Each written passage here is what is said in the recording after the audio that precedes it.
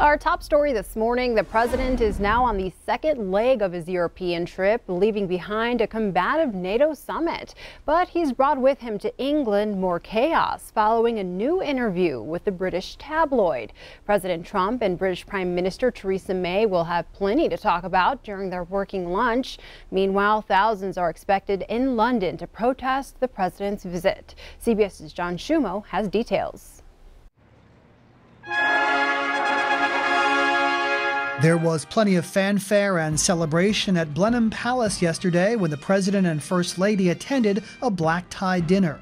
But not long after the courtship with British Prime Minister Theresa May finished, an interview President Trump gave to the Sun newspaper went public. I actually told Theresa May how to do it, but she didn't agree with it. She didn't listen to me. While still at the NATO summit in Brussels, the president told the UK tabloid that May's Brexit plans could ruin future trade deals with the US. Well, if they do a deal like that, it will most likely, because we'll be dealing with the European Union instead of dealing with the UK.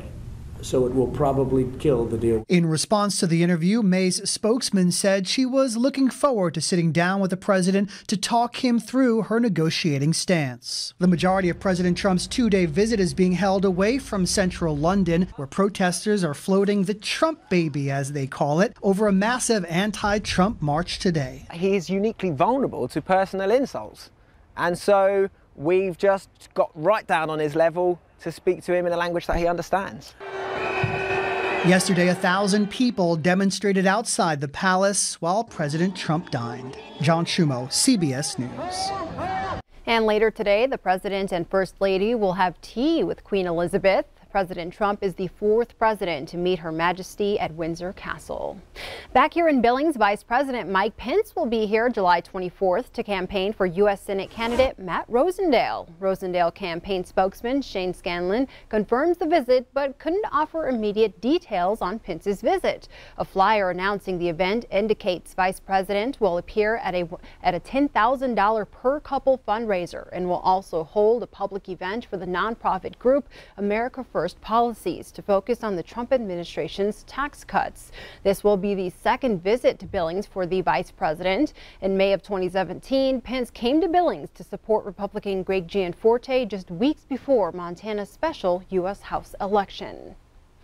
A two-day manhunt along the Bozeman Pass has come to an end. Suspect Shawnzee Cole was taken into custody Thursday afternoon. Cole is accused of shooting at officers when they attempted a DUI traffic stop early Wednesday.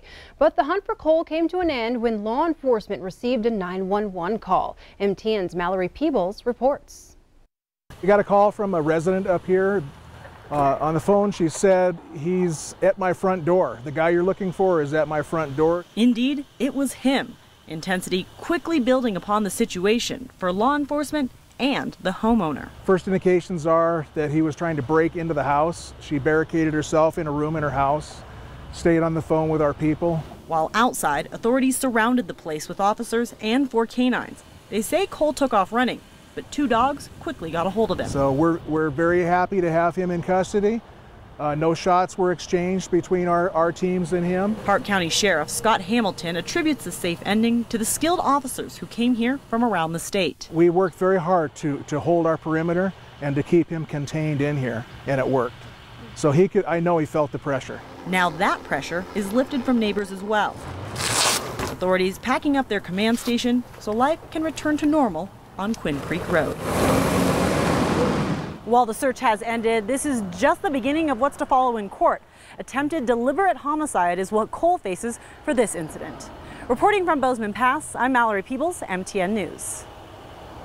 And Cole is also believed to be the man who eluded officers in downtown Billings about 2 months ago. A motorcycle pursuit back on May 17th that started in Livingston ended more than 100 miles away on the Magic City's north side.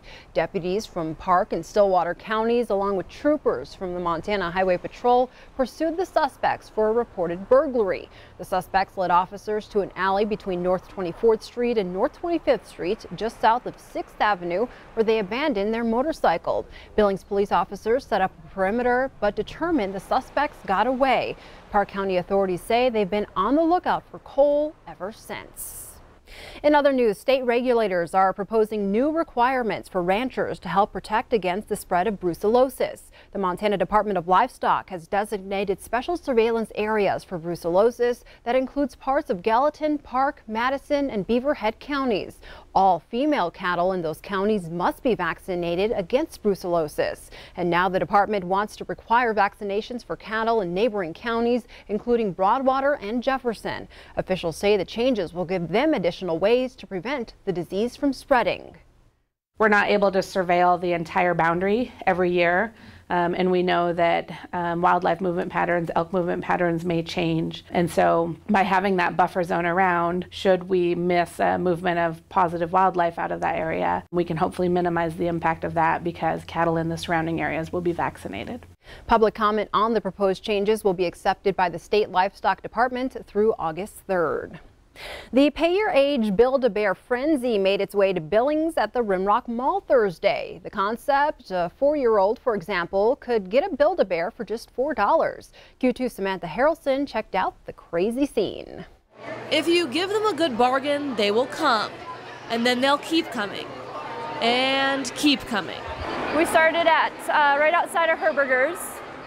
It took us an hour to get from Herberger's up to the next store, Francesca's.